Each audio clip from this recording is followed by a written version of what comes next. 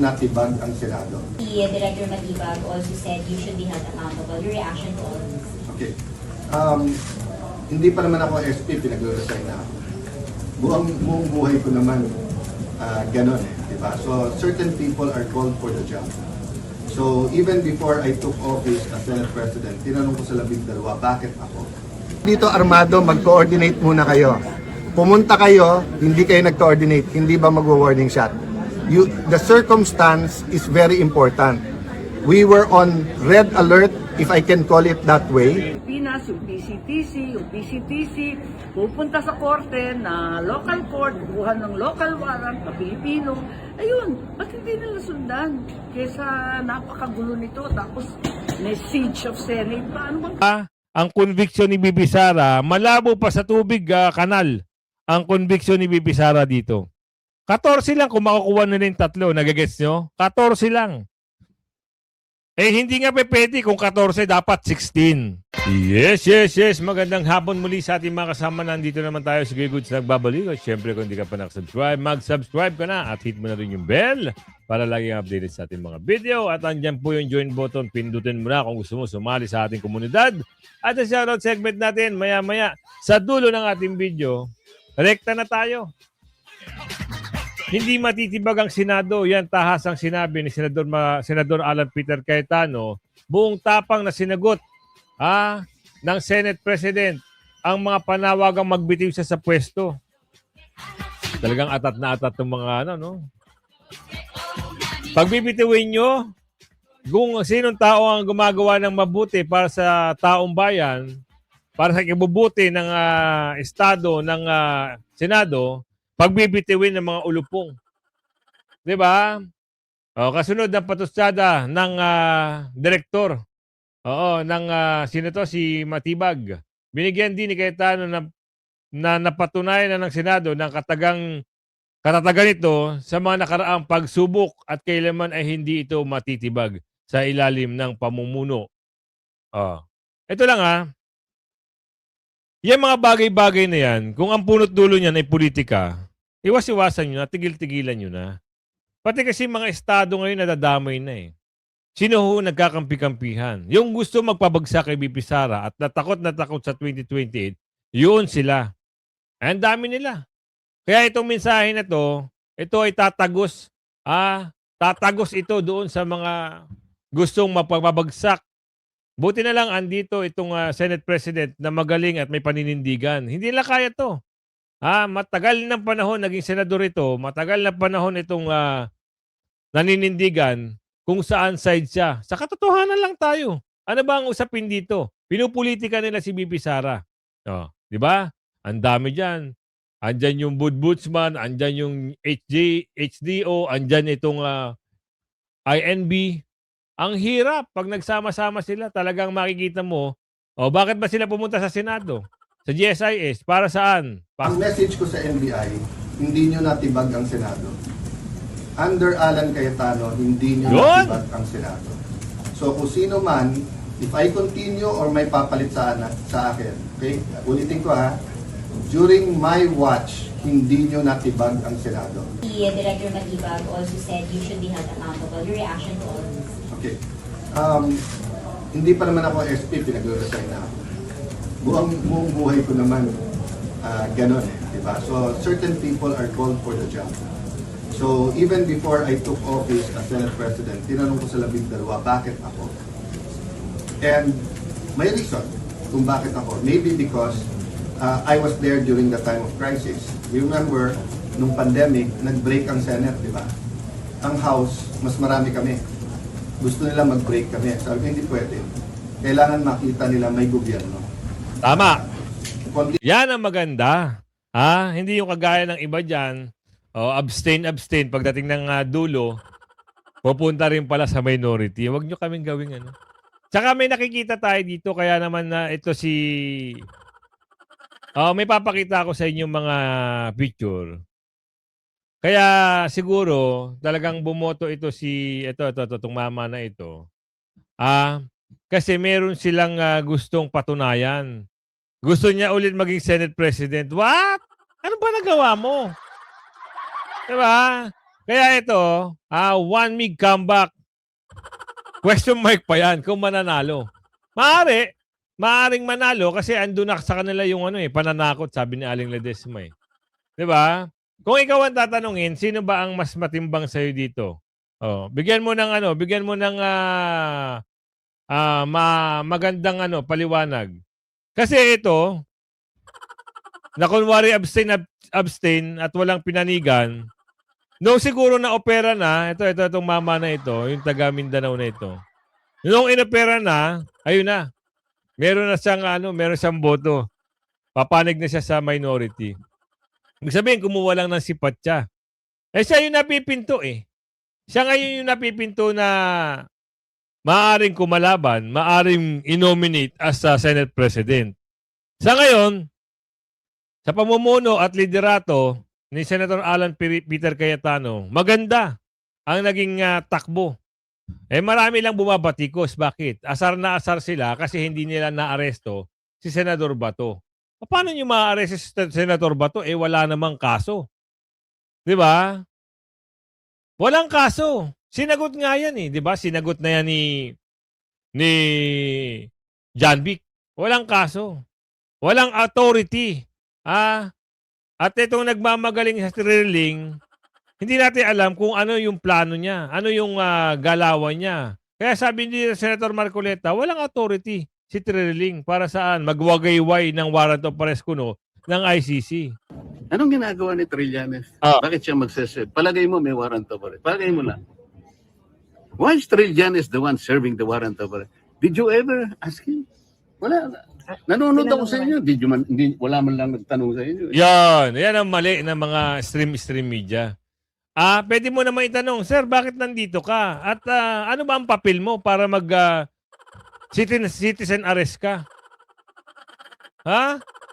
Hindi mo ba alam na bawal? Sinabihan na kayo na bawal arestuhin ang isang senador sa Senado. Sinabi na yan ni Senator Robin Padilla. Kung andito at arestuhin si Senador Bato, hindi siya papayag. Tama? O ngayon, anong papel ni Trilling? Buti nandito yung mga galing ng mga senador at may mga salita na pinaninindigan. Ano ginagawa ni Trilling sa Senado? Bakit hindi ngayon question ng mga bakit hindi nagtanong ang mga media? O nga naman, tama nga naman si Senador Marcoleta. Bakit hindi niyo tinanong nung nandito siya? Sir, ano ba bang authority niyo? Bakit kayo po yung nagsaserve? Yan. Did you ever ask him? Wala. Tinanong naman, sir. Ano sagot niya? Sagot niya, nandito daw siya kasi in answer to, ano daw po yun, sabi, challenge daw kasi ni Senator Bato, na be Pag present sinabi pag ni siya Senator inaresto. Bato na kumain siya ng tayo, kakain siya ng tayo? Thank you. Sa pool. Sabay talikod. Di ba? Trilling. Ikaw, kung nanonood ka, kung challenge ka pala ni Senator Bato na kumain ka ng echas, lulunukin mo ang echas. Ngayon, ito, sampalpal ka ngayon, Trilling. Kaya mahilig ka talaga no? Mahilig ka talagang sumabay sa eksena eh. Yan ang pangit sa iyo eh. Pag mga Duterte, ang mga nababangit sa usapan, andyan ka, mahilig ka. Pero usaping flood control, tahimik ka. Paano? Nababalita yung 18 Marines, hinahatiran din pala ito. Ayan tayo eh. Diba? Paano ngayon yan? Paano kung halimbawa, umupo na sa pagka-Blue Ribbon Chairman, ulit, si Senador Marcoleta, paano ngayon yan? Ano mangyayari ngayon yan? Nagtatanong lang ho kami. Baka naman pwedeng ikaw naman ang imbestigahan dyan at ma-hot seat. Diba? Kaya napatanong si Senador Alan Peter Cayetano. Ibabalik ko lang sa inyo sa sa warning shot, okay? Kung sinabi ng Malacanang, bawal ang armado sa nakapaligid sa Malacanang, pumunta ka doon na naka-armado ka, hindi ka ba magwa-warning shot? Okay. Pag sinabi sa Supreme Court, pag pumunta kayo dito armado, mag-coordinate muna kayo. Pumunta kayo, hindi kayo nag-coordinate, hindi ba magwa-warning shot? The circumstance is very important. We were on red alert, if I can call it that way. because nung nangyari nung Monday, at buong araw may mga report ng mga armado and deny yung NBI. Okay? So the investigation is ongoing. Pero yung maglabas na ng mga talking heads, yung mga nagsasalita na hindi dapat ng warning shot, napakadelikado. Pati ang PNP ha, yung general na yon, napakadelikado nung sinasabi niya. Para niyang tinatanggalan ng depensa ang Malacanang at saka ang Supreme Court sa pinagsasabi niya. So ang pakiusap ko, we're being deliberate, we're being prudent. Ingat kayo mga law enforcers kasi yung sinabi nyo, babalik din sa inyo. Aray. Yung time na kailangan nyo ng suporta dahil dinidepensa nyo yung bansa, binigay namin. So now na may dumepensa sa Senado, mag-ingat-ingat kahit inuutusan kayo. Okay, thank you. Isang malaking hamon ito ha. Ngayon, kung naiintindihan ito ng sinasabihan ni Senador Alan Peter Cayetano, bako, mahirap yung back to you. Baka halimbawa, maging okay na, maabsuelto si BP Sara at pag-upo ni BP Sara sa 2028, baka ma-back to you kayo. Huwag basta-basta, sabi dito sa video, huwag kasi basta-basta susunod sa utos. Kagaya ng sinabi dito kay Trilling, kakainin mo ba yun? Pag sinabi ba sa'yo kumain ka ng echas, kakainin mo? Di ba hindi? Hindi, nanggugulo lang talaga yung mga yan. Si Trilling, nanggugulo lang yan. Wala yung mga matinong sinasabi. So, ipasok natin ito. Si Ate Aming ay nagsalita na rin patungkol dito sa usapin sa Senado. Tuloy yung coup kanina. Walang coup na nangyari. Walang Senate leadership change. Naku, Kahit ang chismis coup lang. over the weekend. Chismis lang yun. May operation yata na sungkitin ang napakarami sa amin. Ayaw naman magpasungkit. Nung ayaw magpasungkit, kung sino-sino tumatawag at nananakot. Ayan, meron ng kaso bigla si Jinggoy. Naasahan namin sunod-sunod yung mga kaso. Hindi naman to tama. Hindi naman tama itong pananakot. Ano Hindi yun? naman dinadaan dyan. In relation to the coup? Tingnan mo naman yung timing. Nung hindi pumayag na magpasungkit yung ilan sa amin, biglang naglalabasan yung kaso. Tama ba yun? Pag hindi nadaan sa incentive package, dinadaan naman sa pananakot. Hindi naman to tama. Hayaan natin ang batas at lahat ng mga patakaran. Ngayon, pinapalabas na naman na tumakas daw si Bato rito. Hindi ba tumakas yun? Lumakad ng malaya.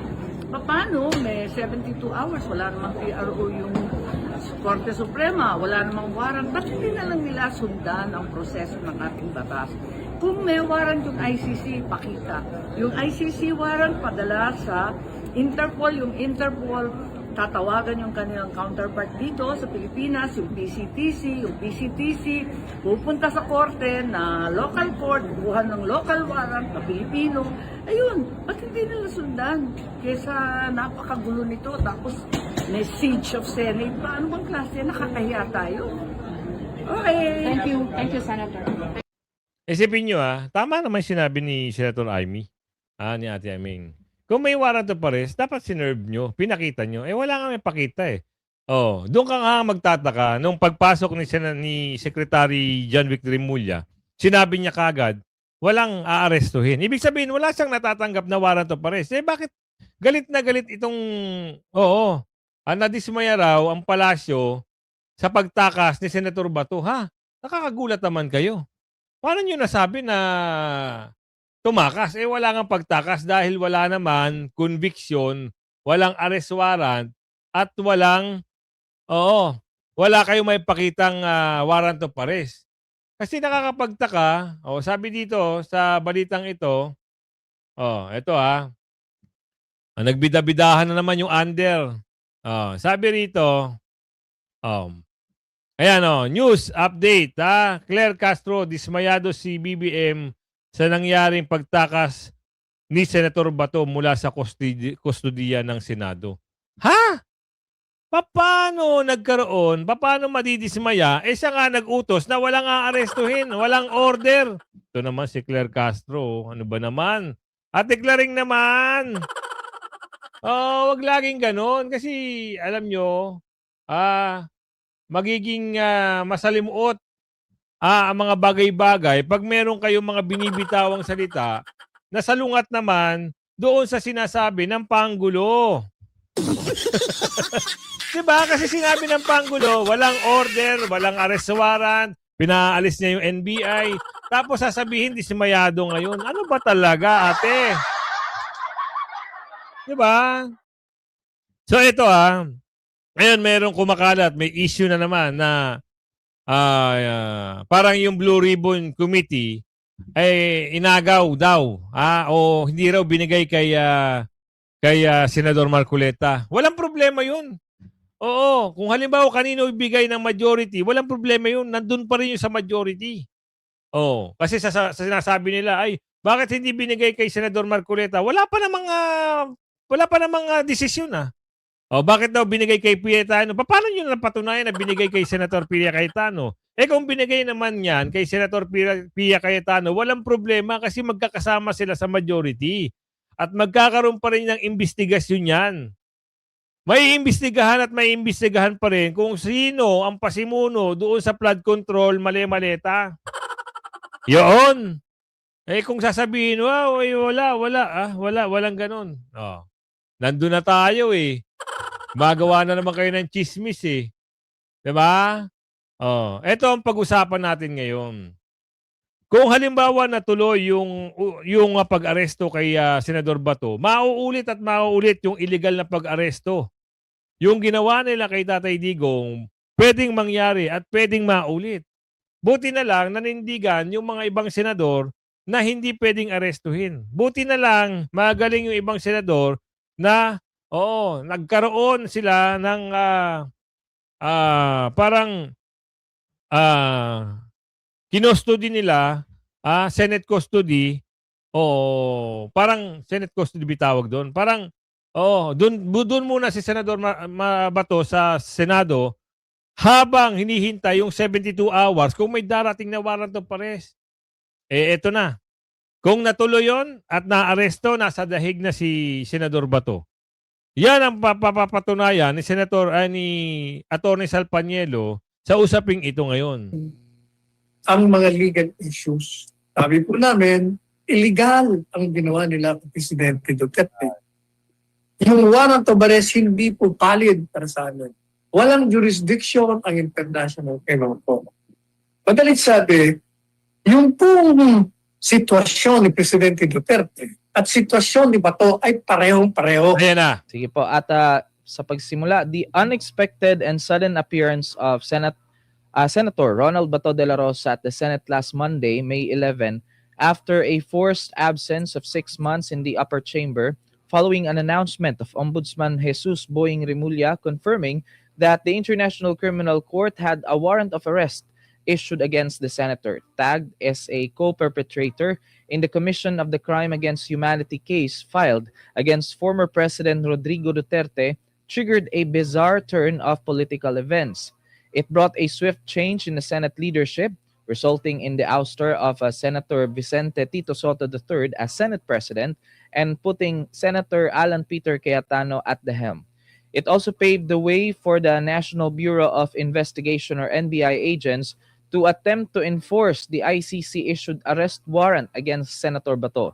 Apparently, the NBI received intelligence information on the formers going to the Senate that Monday to attend the Senate session. Hence, its operatives were already lying in wait at the Senate building to serve the arrest warrant, which incidentally and significantly was not shown to him. Yan. Ayan, Attorney Sal. Unang-una, yung pong nangyari sa Senado ng biglaan at hindi inaasahan ng pagdating ni Senador Bato. Ito po ay nagbunga ng dalawang bagay. Isa, yung pagpapalit ng liderato sa Senado at yun namang pagtatangkang arestuhin si Senador Bato de la Rosa. Kung makikita po natin, 6 na buwan na hindi dumating si Senador Bato sa mga session ng Senado. At ang kadahilanan nito ay sapagkat meron pong nakaambang mandamiento de arresto na galing sa International Criminal Court. At sapagkat naniniwala siya na hindi palido ang mandamiento de arresto at ayaw niyang mapagaya sa ginawa sa illegal na pag-aresto, pagdetini at pagpapatapon kay Presidente Duterte sa Hague. Siya po ay hindi nagkita ng 6 na buwan. Subalit, nung nakaraang Lunes, 7 days ago, dumating po siya at nagkaroon ng pagbabalasa sa Senado na nagresulta ng pagkatanggal ng Senador Vicente Soto III bilang presidente ng Senado at ang pagpalit naman sa kanya ng Senador Alan Peter Cayetano. At yan po ay dahil sa 13 senador ang bumoto kay Senador Cayetano at ang pang-13 boto ay ang kay Senador Bato. Kaya nagkaroon ng majority.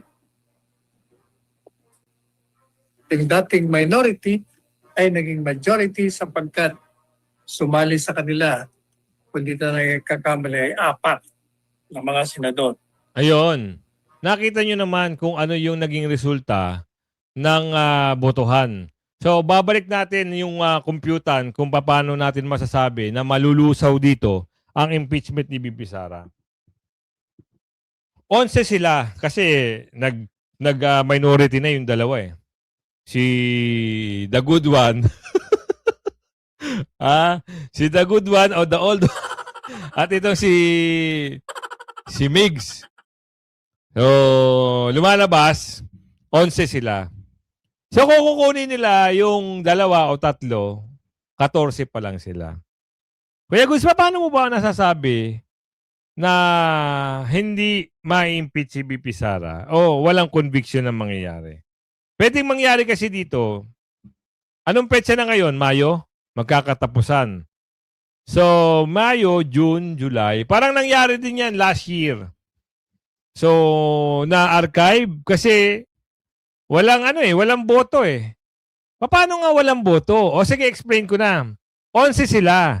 Kukunin nila yung 3 na ginigipit di umano, nakakasuhan di umano para umanib. Umanib dito sa minority. So kung halimbawa makuha nila yung 3, majority, palitan ng liderato na naman. Ang matitira kung makuha nila yung 3, ang bilang ng nila Soto ay 11 plus 3. Lumalabas, 14 lang. Magbobotohan eh. Kailangan matapos ang usapin ng impeachment, hindi natin alam, hindi ako sure kung 60 days. Ilang days ba dapat, tawagin ko yung kaibigan ko dapat,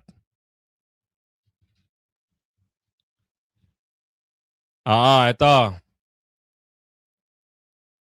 Binibigyan lang sila ng 60 days. Tama? 60 days lang eh. Sabi sa Kamara, pagsisimula ng impeachment, kapag inihanda na reklamo, impeachment campaign, dapat tapusin ang mga sunod sa 10-day session.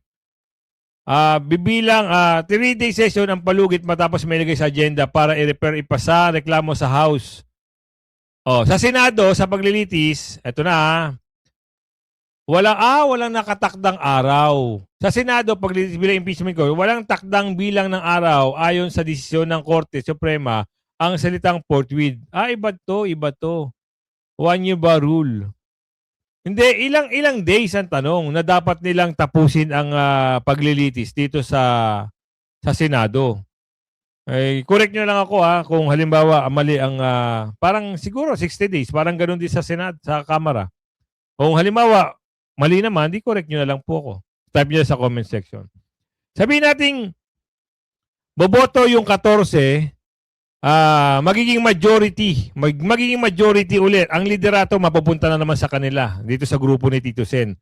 At ang matitira dito, halimbawa lumipat na yung 3, 10 na lang, tama? 14-10. So minority na naman sila Senador Alan Peter Cayetano. Ngayon, magbobotohan ng conviction. 14 pa lang sila eh. Ano mangyayari? Ang sinasabi sa batas, kailangan ng 16 na senador para makuha yung 2/3 vote at para makonvict ang isang vice presidente na ini-impeach. Wala nga makukuha. Hindi makakakuha. Ano mangyayari? Mangyayari dito, archive, next year na naman. Nagigets nyo? O kaya, mababasura na lang. Depende depende sa takbo ng mga bagay-bagay kasi may mga, alam niyo yun, may mga lumalakad, merong nangangapa, merong kumukonbinse para makakuha ng boto at para makonvict si BP Sara. Pero sabi ka nga dito, wala tayong makikitang matibay at manipis pa ang conviction ni BP Sara. Malabo pa sa tubig kanal ang conviction ni BP Sara dito. 14 lang kung makukuha nila yung 3. Nagagets nyo? 14 lang. Hindi nga pwede kung 14, dapat 16.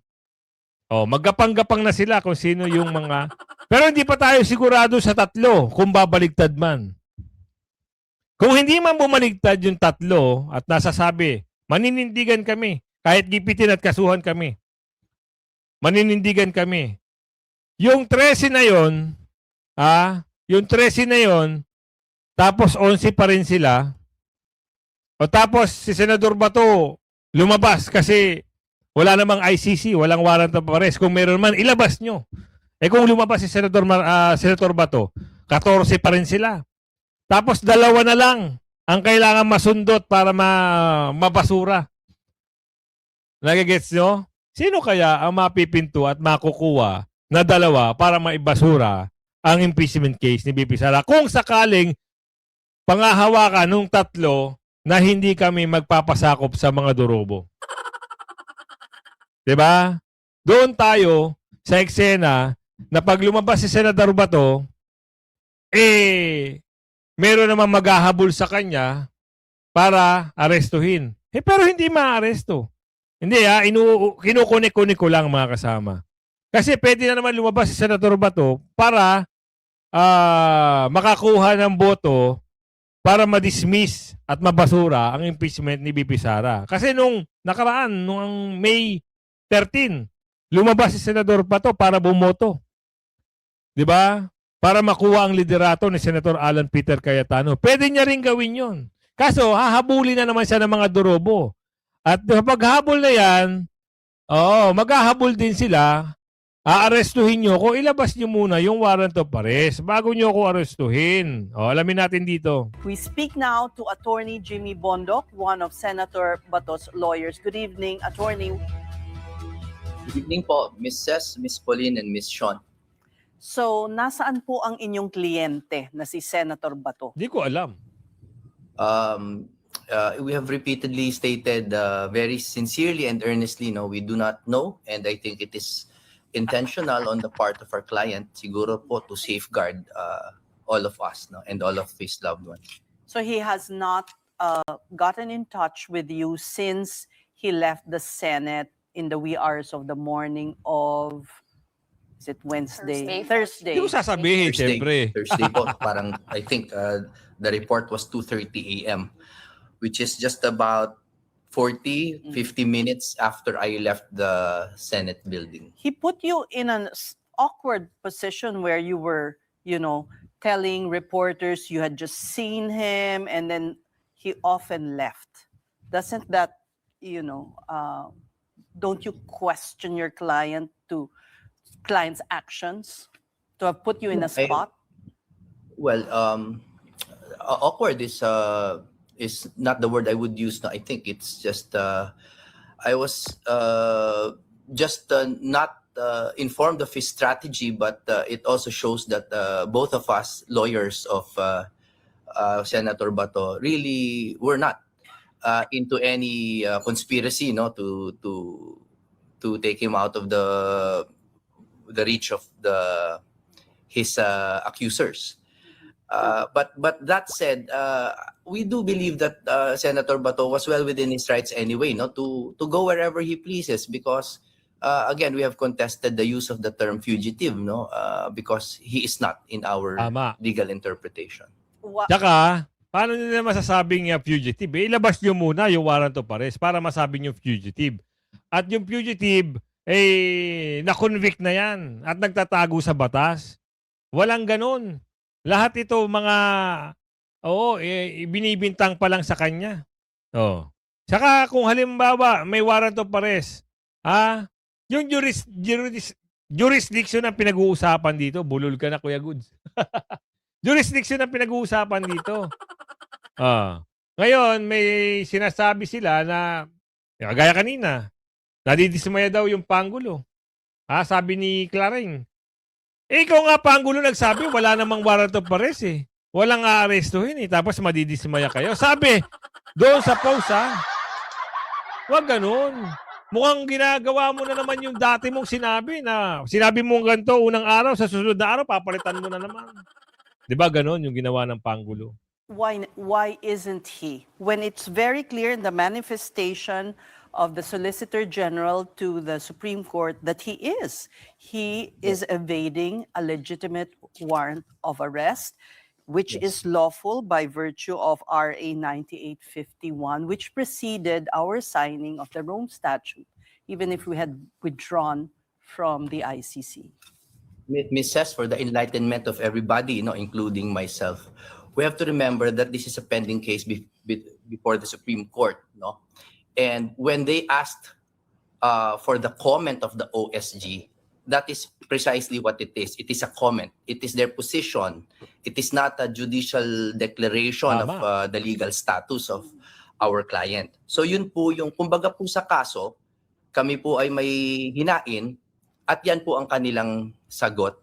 So katulad po ng kahit anong kaso. Pero ano pong sagot ninyo dun sa posisyon ng gobyerno na siya po ay isang fugitive? At Yes. bakit po hindi? Bakit sinasabi niyong hindi po siya fugitive?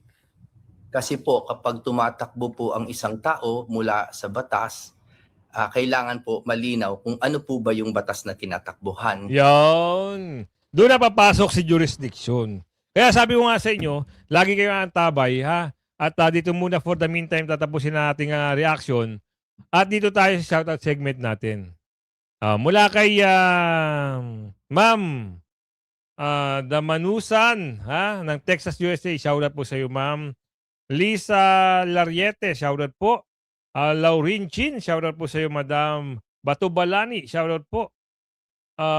Julieta Jurado, shoutout po sa iyo. Ma'am Malu, The Survivor Mixed Vlog, shoutout po sa iyo, Ma'am. Jocelyn Alviar, shoutout po. Darrell Capricio, shoutout po. Ma'am Lalabs Bam, shoutout po. Brenda Luwason. Eptin, shoutout po Oliver Donasco, shoutout po. Nicole Ann Crisostomo, shoutout po. At kay Ma'am Loreto Laput, salamat po sa binigay niyong Singapore dollar. Salamat po. Ma'am Jeremy. Ma'am Remy, shoutout po sa iyo. Ivy Hana, shoutout po. Erlinda de la Paz, shoutout po sa iyo. El Hitzman Mercado, shoutout po sa inyo. Pergentin Barabad, shoutout po sa inyo. Merly Sanchez, shoutout po. Rosinda Diagbel, shoutout po. Aiza de Meza Millares, shoutout po sa iyo, Ma'am. Luisto Tolentino, shoutout po sa iyo. Tim Pereira, shoutout po sa iyo. Noemi Lacanilaw, shoutout po sa inyo. Akimoto Rose Marie, yan, shoutout po. Shun Ponce, shoutout po sa iyo. Sean Ponce ba to? Shun. Efren Urlan, shoutout po sa iyo. Janor Bumete, shoutout po sa iyo. Ray Helomio, shoutout po sa inyo. Aldrin De La Rosa, shoutout po. Antonio Vallar, shoutout po. Jovita Maki, shoutout po sa iyo. Giro Mauntag, shoutout po. Liz TV, shoutout po. Enisita Sofascado, shoutout po sa iyo. Brenda Luanson, shoutout po sa iyo. Merlita Esplago, shoutout po sa inyo. Butch Villarama, shoutout po sa inyo. At kung umabot ka sa video natin ito, hanggang sa muli, ang akin naman paglalambing po sa inyo, i-like and share nyo ang ating video. Hanggang sa muli, bye-bye!